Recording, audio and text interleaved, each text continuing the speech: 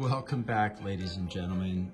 It just occurred to me while looking around my desk while packing up Friday at the end of the work week that I have this little thermometer that someone gave me as a present, and it relates to our thermal energy learning. Inside this tube sealed off at the top, it's a liquid filled tube. It has a little chamber of some gas up here. There's this oil or fluid column that's clear, and inside are these little glass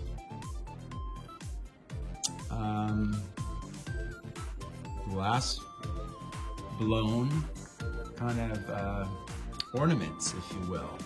And hanging off the bottom are little temperature readings. It says 80 degrees, 76. I just had this in my hands, warming it up. So it's basically a thermometer for the room, and I released it to show you what's going to happen.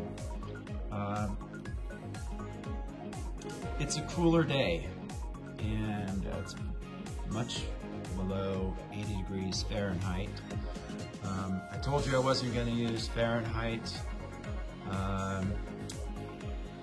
because it's a science class, but for room temperatures and outside temperatures, we can switch between the two.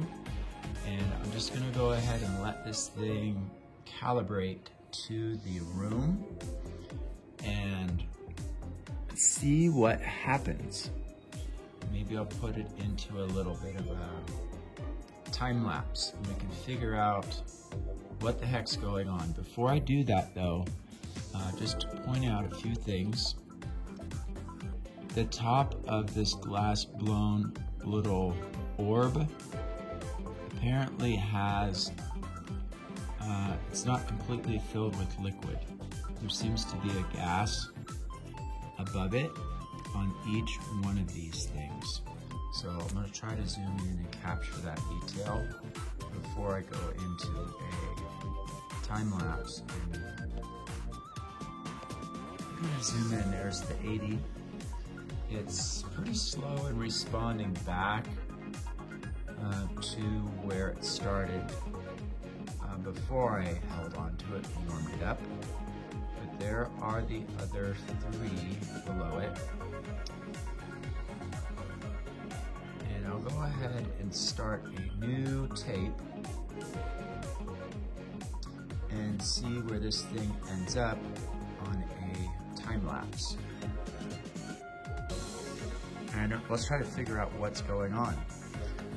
I just put it on my desk and forgot about it, and I didn't even know it really worked until, sure enough, it does. Let's take a look later.